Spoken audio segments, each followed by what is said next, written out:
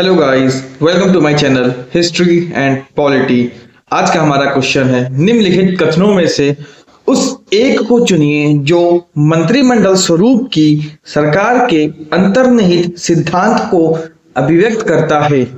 Option A है, ऐसी सरकार के विरुद्ध आलोचना को कम से कम करने की व्यवस्था जिसके उत्तरदायित्व जटिल हैं तथा उन्हें सभी के संतोष के लिए निष्पादित करना कठिन है। ऑप्शन बी है, ऐसी सरकार के कामकाज में तेजी लाने की क्रियाविधि जिसके उत्तरदायित्व दिन प्रतिदिन बढ़ते जा रहे हैं।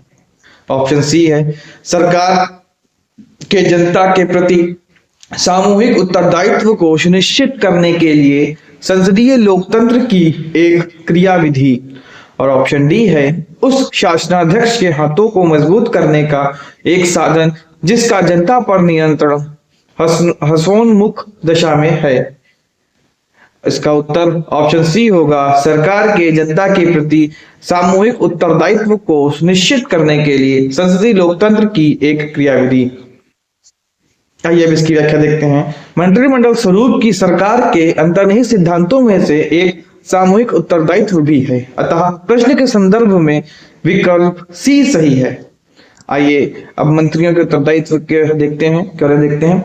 सरकार की संसदीय व्यवस्था की कार्य प्रणाली का मौलिक सिद्धांत उसके सामूहिक उत्तरदायित्व का सिद्धांत है। अनुच्छेद 75 स्पष्ट रूप से कहता है कि मंत्रिपरिषद लोकसभा के प्रति सामूहिक रूप से उत्तरदायी होगी। इसका अर्थ है कि सभी मंत्रियों की उनके सभी कार्यों के लिए लोकसभा के प्रति संयुक्त जिम्मेदारी होगी। जब लोकसभा मंत्रिपरिषद के विरुद्ध एक अविश्वास प्रस्ताव पारित करती है तो सभी मंत्रियों को, जिसमें कि राज्यसभा के मंत्री भी शामिल हो, त्यागपत्र देना पड़ता है।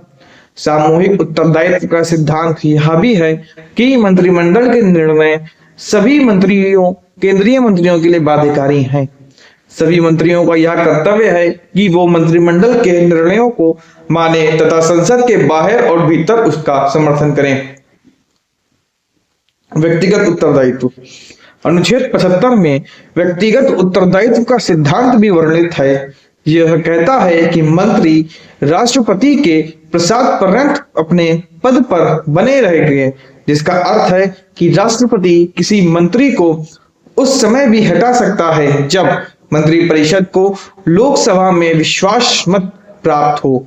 हालांकि राष्ट्रपति किसी मंत्री को केवल प्रधानमंत्री की सलाह पर ही हटा सकता है। इस शक्ति के प्रयोग द्वारा प्रधानमंत्री सामूहिक उत्तरदायित्व के नियम की सिद्धि कर सकता है। इस संदर्भ में डॉक्टर बी.आर. अम्बेडकर ने पाया, सामूहिक उत्तरदायित्व केवल प्रधानमंत्री की सहायता से ही प्राप्त किया जा सकता है। इसलिए जब तक कि हम ऐसे कार्यालय को निर्मित न करें और उसे मंत्रियों को नामित और बर्खास्त करने की शक्तियां प्रदान न करें, सामूहिक उत्तरदायित्व नहीं हो सकता है, कोई विधिक उत्तरदायित्व नहीं। ब्रिटेन में सार्वजनिक कार्य के लिए राजा का प्रत्येक आदेश मंत्री द्वारा हस्ताक्षरित होता है। यदि वह आदेश किसी कानून का उल्लंघन करता है तो उसका उत्तरदायित्व मंत्री पर होगा और वह न्यायालय के समक्ष प्रस्तुत किया जाता है। दूसरी ओर भारत में संविधान में किसी भी मंत्री के लिए किसी भी प्रकार की विधिक जिम्मेदारी का कोई उपबंध नहीं है। यह आवश्यक नहीं है कि राष्ट्रपति द्वारा जनहित में जारी किसी आदेश पर कोई मंत्री प्रति हस्ताक्षर करे, यहाँ तक कि मंत्री द्वारा राष्ट्रपति को दी गई किसी सलाह की जांच भी न्यायालय के क्षेत्र में से बाहर है। धन्यवाद। अगर आपको वीडियो पसंद आई हो तो आप वीडियो को लाइक, शेयर और कमेंट अवश्य करें तथा चैनल को सब्सक्राइब करें। धन्यवाद।